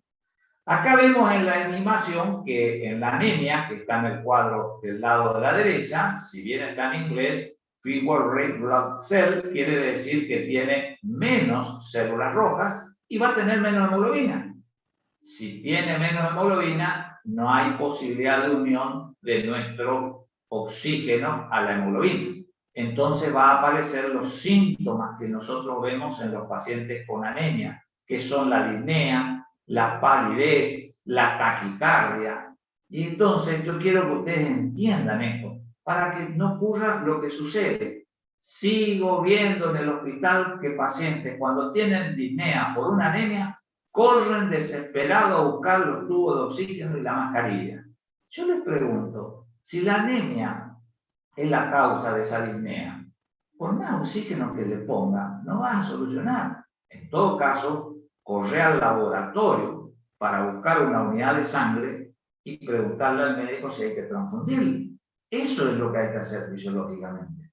Y eso es lo que se ve acá. Entonces, tiene disnea, tiene taquicardia, lo ven pálido al paciente, el paciente está mal, y esto empeora la calidad de vida del paciente. ¿Qué hacemos? ¿Lo dejamos así? No, la medicina tiene otras alternativas. En mi época, cuando yo recién me iniciaba, hace más de 30 años, leíamos en los reportes del New England que se usaba la eritropoyetina humana y sobre todo se usaba en estos casos y en las enfermedades renales, porque ustedes saben que la eritropoyetina se produce en el riñón y como entonces baja y cuando hay uremia alta e insuficiencia renal no hay eritropoyetina, por eso que al enfermo renal le damos eritropoyetina y corrige la anemia. En esa época no teníamos eso, entonces le teníamos que transfundir cada 21 días al paciente unidades de sangre. Por supuesto que no siempre podía ser efectivo. Hoy en día la eritropoyetina está al alcance de todos y es lo que usamos. Si no tenemos eritropoyetina, le tenemos que transfundir. Después, si querés ponerle la mascarilla de oxígeno, eso a todos nos hace bien desde el punto de vista psicológico, pero desde el punto de vista racional, pasarle sangre o administrarle eritropoyetina. Ahora vamos a estudiar sobre la toxicidad hematológica de los antineoplásicos sobre los leucocitos. Y cuando los leucocitos están bajos, eso se llama leucopenia, como ustedes saben. Y acá van a ver todos los tipos de leucocitos que me pasé buscando hasta que encontré los leucocitos. Y van a ver que hay distintos tipos, el neutrófilo, y ahí está marcado el neutrófilo, que es el importante, y el linfocito, y ahí me quedo. No es que el eosinófilo no tenga importancia, en este caso no, pero es el más importante en los casos de alergia. ¿Se acuerdan cuando estudiamos alergia? Los linfocitos E, los eosinófilos que producen la inmunoglobulina E o anticuerpos, era el más importante. Los monocitos y los basófilos no tienen mucha importancia, pero los neutrófilos, ¿para qué sirven? Para las infecciones, para el control de las infecciones. Y los linfocitos, repito, linfocito T detecta que en nuestro organismo hay un virus, que hay una bacteria, le pasa la información al linfocito B y el linfocito B genera el anticuerpo para eso. Entonces, si tenemos una leucopenia, ¿qué va a pasar? Va a haber infecciones oportunistas, las mismas que aparecían hoy cuando nosotros hablamos, las mismas infecciones oportunistas. ¿Qué hacemos? ¿Le dejamos al paciente? No, usamos drogas como el filgastrin pegilado, el lipefilgastrin. Un filgastrin pegilado está en 107.000 pesos una ampollita. O sea que de por sí la droga es cara, la droga para corregir la toxicidad que ve también es cara. No le puse precio porque si no parece una galería de terror de números, sería lo que saben, pero estuve buscando. 100.000, el filgastrin no común está en 20-25.000 pesos, pero el filgastrin vigilado 107.000 pesos. ¿Está? Entonces usamos los factores estimulantes de Colonio. ¿Qué hace?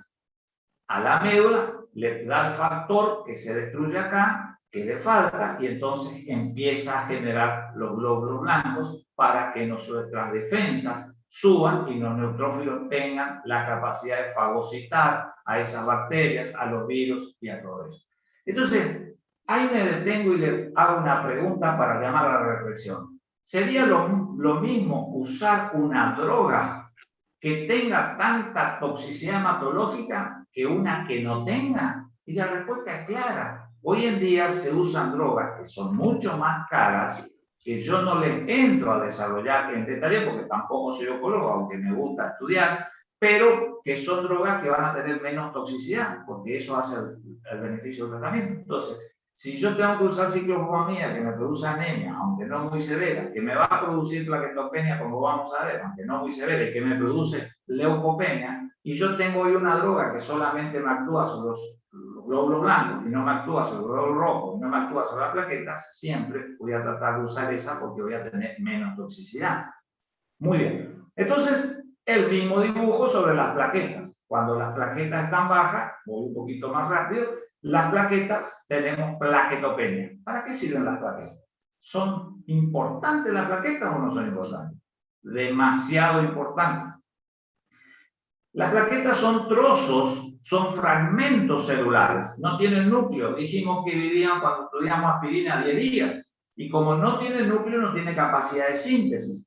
Entonces la plaqueta cuando entra en contacto con una droga, lo explicábamos en el caso de la aspirina, como no tiene la capacidad de curarse, queda en contacto con esa droga hasta que se muere la plaqueta, después del día. Por eso es de buena práctica, si uno toma aspirina, no se opera 7 días, dicen, bueno, en realidad hay 10 días, 12 días, dijeron otros, pero vos decís de buena práctica, suspenda antes de una semana. ¿Está? Entonces, ¿qué va a pasar? Vamos a tener problemas de sangrado.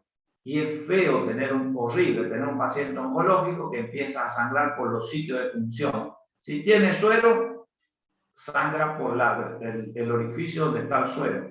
Si le sacaron sangre, sale. Y empiezan a apretar y se detiene y después le aparece la equimosis en esa región. Cuando ustedes atan en la cama, le aparece la marca.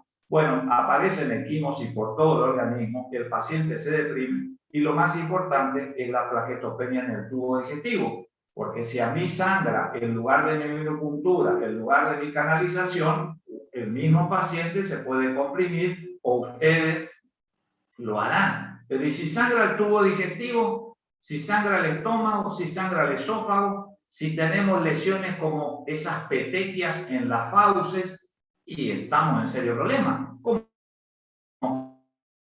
imposible. Entonces, el sangrado digestivo es lo más importante en la hemorragia digestiva. ¿Por qué es importante? Porque una de las primeras medidas cuando uno tiene una hemorragia digestiva, ¿cuál es? Es la de administrar una sonda nasogástrica para que drene ese líquido del estómago y salga, porque eso después va por el intestino, se metaboliza, genera amoníaco y produce toxicidad en el hígado y en el cerebro, y uno entra en una encefalopatía. Por eso se pone una sonda y se saca ese líquido y se hace el lavado. Yo le pregunto a un paciente sin plaquetas, ¿le van a poner una nasogástrica que genera arcada o que la punta del plástico va dañando a medida que va creciendo? Se produce un hilo de sangrado traumático a lo largo de la sonda. Por eso es que se usan sondas especiales, siliconadas, y no la sonda de plástico. Hay que tener mucho cuidado con eso, porque si no, empeoramos el cuadro. Y lo más temible cuando aparecen menos de 50.000 plaquetas es la hemorragia cerebral, y cuando sangra el cerebro, ¿qué tenemos que hacer? Absolutamente nada. El paciente entrará en coma, va a tener un edema cerebral, paro respiratorio y se va a fallecer. No tenemos mucho que hacer cuando hay sangrado cerebral, que felizmente aparece por lo general, puede aparecer con niveles de plaquetas más bajos, pero lo más grave, lo más terrible, cuando menos de 50.000 pacientes. Entonces, si tenemos pacientes con anemia, con cáncer de por sí, supongamos un renal, un melanoma, y estamos con anemia, con leucopenia y con plaquetopenia, estamos con una situación de extrema gravedad. ¿Qué hacemos? ¿Lo dejamos? Y mire, le ponemos romiflostin. Romiflostin sale 200.000, N-Plaque, el nombre comercial, 200.000 pesos la ampollita. Pero transfundimos plaqueta, que es un poco más barato, y el Overleipin fue sacado del mercado, que también se usaba, era un remedio muy costoso, que actuaba sobre unas interleuquinas. El romiflostin actúa sobre la trombopoyetina, que es la sustancia que hace estimular el desarrollo de los megacariocitos o de las células plaquetarias. Entonces, tenemos alternativas de tratamiento, pero por supuesto que son caras.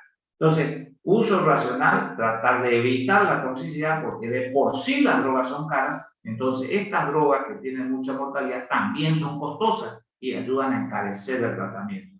Por eso es que es importante que ustedes la ubiquen, sepan, para no hacer mal. Pero la toxicidad puede ser no hematológica, y la toxicidad no hematológica es el vómito, es la digestiva, principalmente los vómitos. Las drogas oncológicas son conocidas porque producen vómitos, y esto sí lo tienen que saber, porque las náuseas y los vómitos, las drogas se clasifican en las que tienen alta capacidad emetógena, es decir, productoras de vómitos, 90%, la ciclopopamida, la carbazina, acetacino. Yo lo veo mucho en mis pacientes de lupus. Cuando uso dosis alta, a veces vomitan 2 o 3 días. Imagínense lo que es administrar cada 21 días durante 12 ciclos. Yo uso una ampolla por mes, entonces son 2 o 3 días que el paciente sufre los vómitos. Tienen drogas de moderada capacidad emetógena, cuando es entre un 30 o un 90%, carboplatino, azacitidina, baja capacidad emetógena entre un 10 o un 30%, esto sí lo tienen que saber, y que tengan una mínima capacidad emetógena, menos del 10%, las drogas nuevas, que son los llamados anticuerpos monoclonales, bevacizumab, alemtuzumab, bortizomib, y que tampoco tienen las mismas reacciones hematológicas muchas veces que las drogas viejas. Por eso es que hoy en día uno trata de usar eso. El problema, obviamente, es el costo de la medicación. ¿Qué hacemos para parar los vómitos? En mi época, cuando yo era residente, hace 30 años atrás, usábamos metoclopramida. Ustedes saben que trae 10 miligramos el comprimido metoclopramida o Reliberán. ¿Saben qué? Usábamos por vía endovenosa. ¿Cuántos? Hacíamos 6 ampollas antes de la quimioterapia, 2 ampollas a la hora de la quimioterapia y 6 ampollas después de la quimioterapia. Es decir, usábamos 180 miligramos de metoclopramida.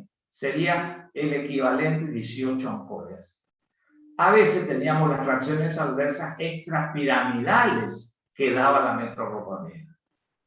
Hoy en día usamos el ondansetron, que es el más barato. El aprepitán es carísimo, 25.000 pesos la ampollita, y podemos usar la clorpromacina, que es un antipsicótico que vimos que tiene propiedades antieméticas, que lo usamos cuando uno tiene hipo por distensión abdominal. Pero la droga más nueva que cambió es el aprepitán. Hoy en día, las náuseas ya no, y los vómitos no constituyen el problema de hace muchos años atrás con el que nosotros nos veíamos. Para ir terminando, 2 o 3 diapositivas más. Le puse futuro en oncología y me arrepentí, pero me arrepentí a última hora cuando estaba repasando hace 2 o 3 horas antes de hablar. Puse futuro en oncología. Esto ya era antes futuro. Esto sería más bien la dirección que toma hoy la oncología.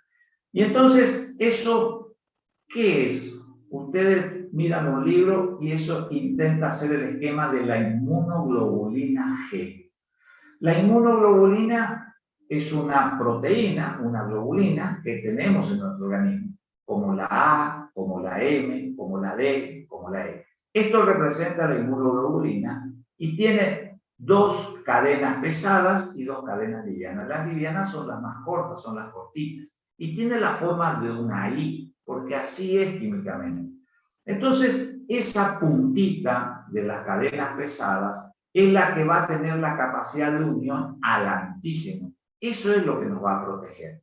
¿Y qué pasó? En oncología, hace muchos años, un argentino que ganó el premio Nobel, fue el doctor César Milstein, ya fallecido, descubrió los anticuerpos monoclonales. A ver, si yo tengo el linfocito B que produce anticuerpo, y yo tengo un antígeno, ese linfocito B seguirá produciendo antígenos y habrá diferencias en la composición de esos anticuerpos.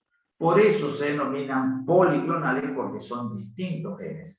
Acá lo que se hizo fue a un ratón, inyectarle un antígeno, por ejemplo, un pedacito de alguna proteína de la célula neoplásica de una sola, ¿sí? Se le inyecta a eso y después se utiliza el vaso del ratón. Se purifica, se hace la síntesis, dura más o menos 6 meses, duraba en su momento el procedimiento, y uno tiene un determinado clon de producción de este anticuerpo.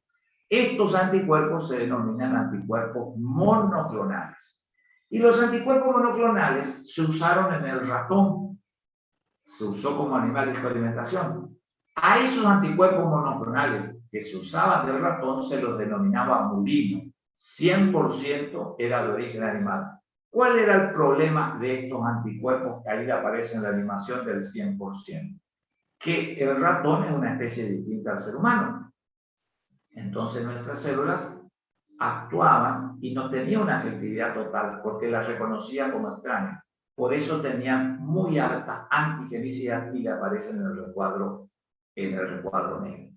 ¿Qué ha pasado? Se ha bajado el porcentaje de fijación de sustancias extrañas al organismo y después del anticuerpo murino, que ya prácticamente no hay más. El ortoclane, el que se usaba en los primeros casos de trasplante renal, era murino, daba convulsiones, revolucionó un poco los trasplantes, empezaron a ser más exitosos en ese momento, pero también tenían reacciones adversas. Después pasó al quimérico, cuando tiene un 33% de proteína animal, ya era más puro, y así fue bajando a un 10% hasta llegar a los anticuerpos monoclonales humanos que tienen el 100% de ausencia de proteínas de otra especie, motivo por el cual la antigenicidad es baja.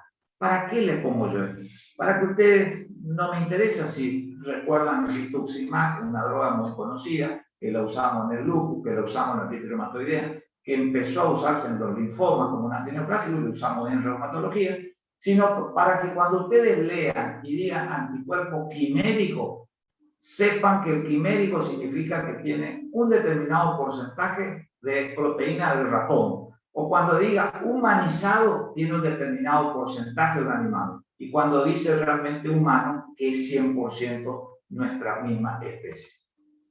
Entonces, los anticuerpos monoclonales, ¿para qué sirvieron? Si ahí ustedes ven la célula cancerosa tiene una serie de antígenos. Por ejemplo, un linfoma, que es un tumor de la sangre, el linfoma tiene un antígeno que se llama CD20. Ese sería el antígeno. Entonces, uno que dice, inyecta ese antígeno CD20 en el ratón, hace producir anticuerpos contra CD20, viene en un frasco la industria farmacéutica y ¿qué hacemos? Ese frasco lo inyectamos a la persona que tiene linfoma. Por supuesto, un costo de 600, 700 mil pesos cada ampolla. Hay drogas de más de 1,5 millones de pesos, en fin. Hay algunas que ya no entran y que se hacen un convenio directo del Estado con el laboratorio.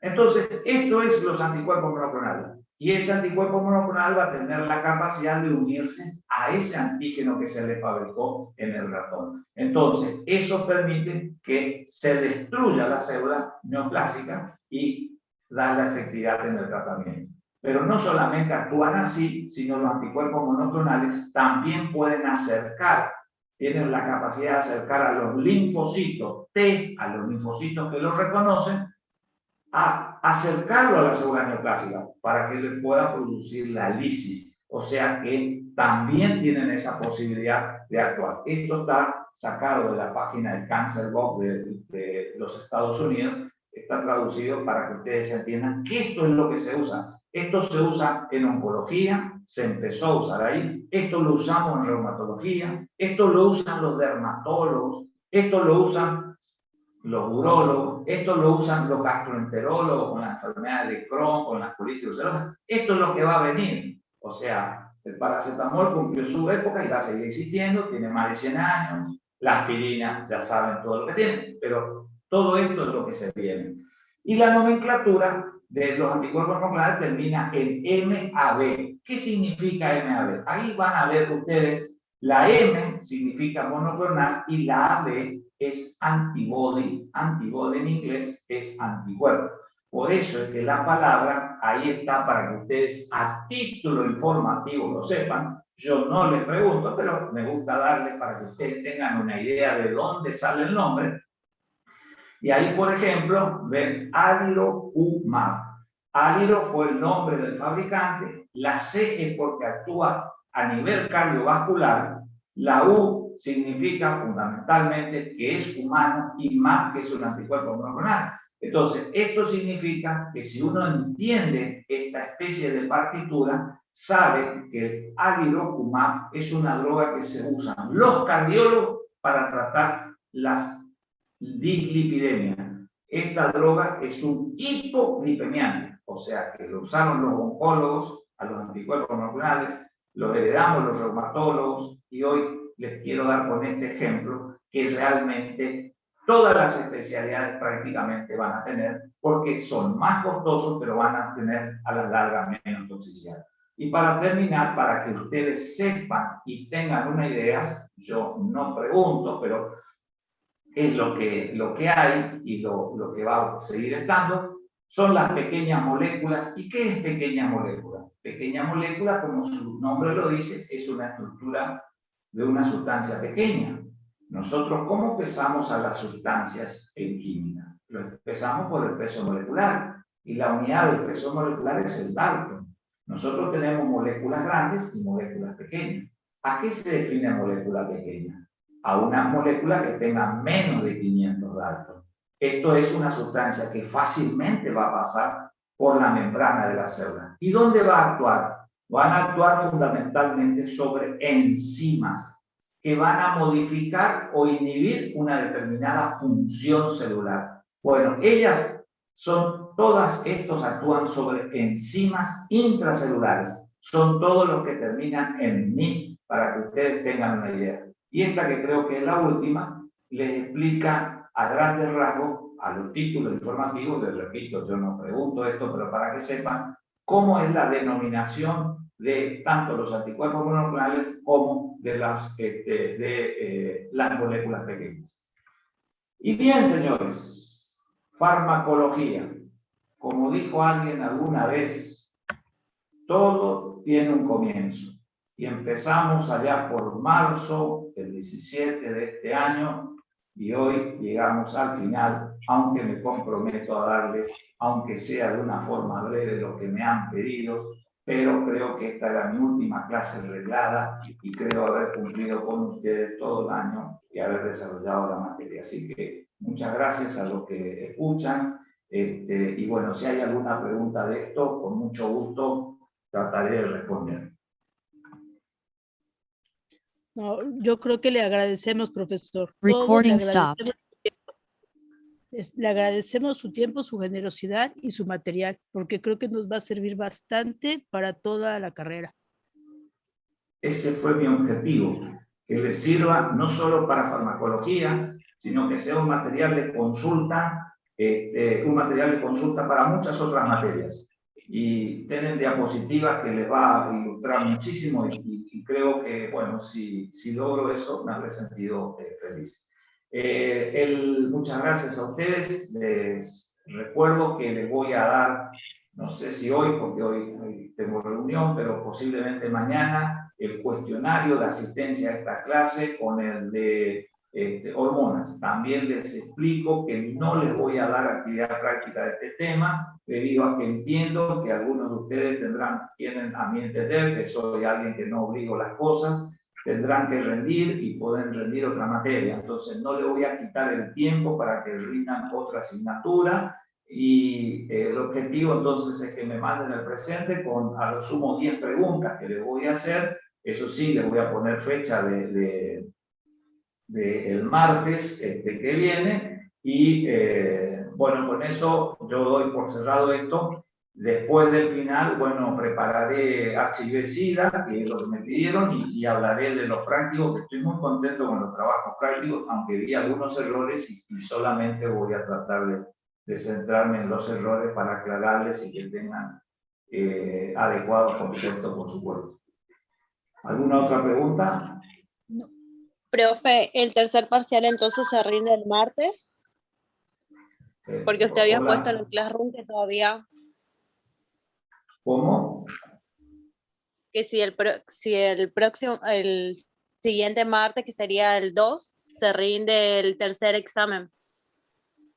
Ah, sí, bueno, por eso te digo, estaba olvidado de la fecha en este momento. Bueno, voy a ver el 2, no sé si es todavía, ¿cómo es?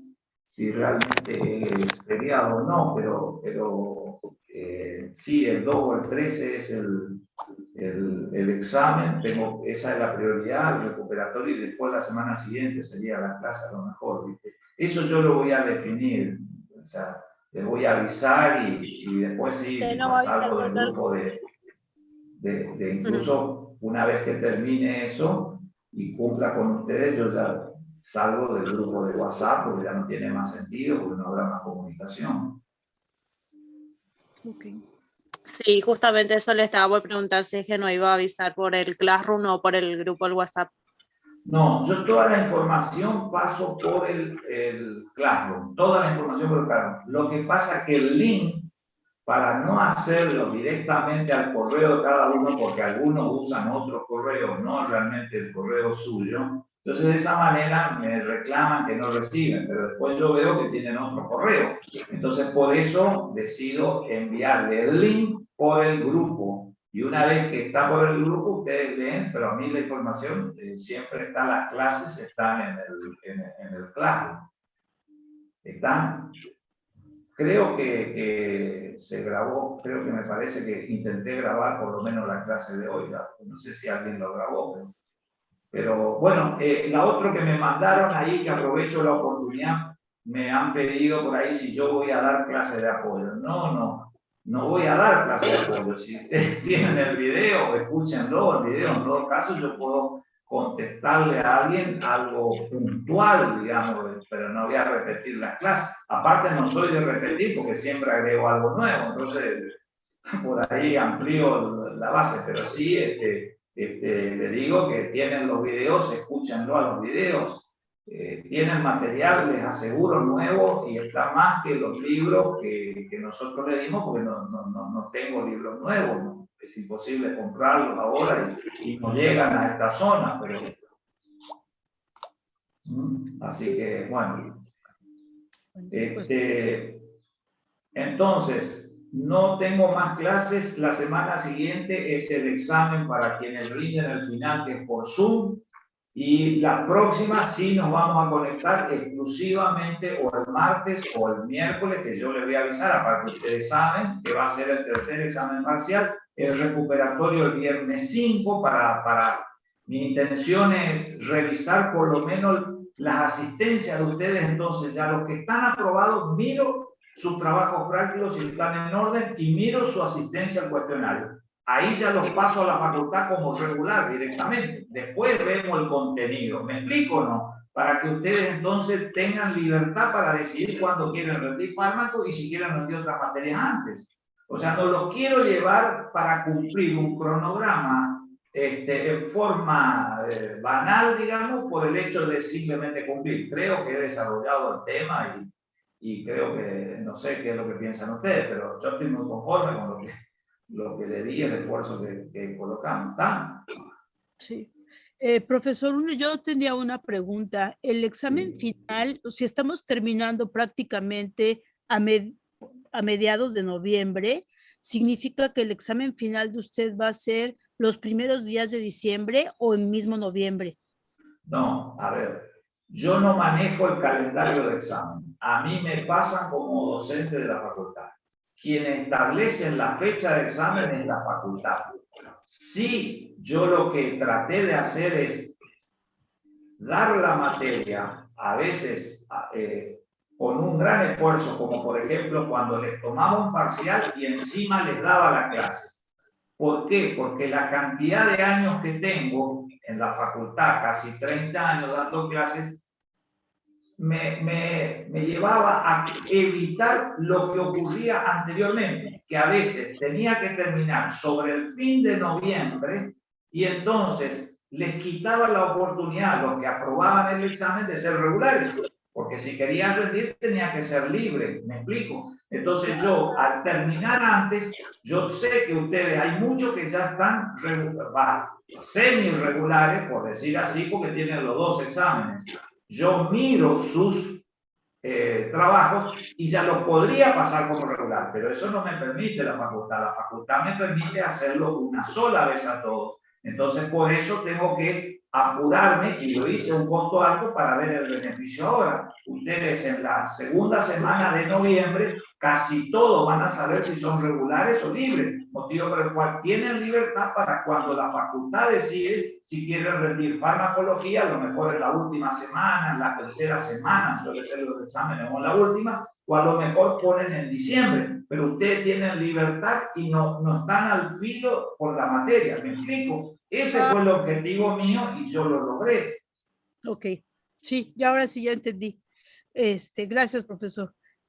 Bien, entonces saludo, suerte y nos vemos en el tercer examen para los que tienen y a los otros seguramente nos veremos después. Sale, gracias, profe. Bye. Hasta luego. Chao, chao. Hasta luego, profe.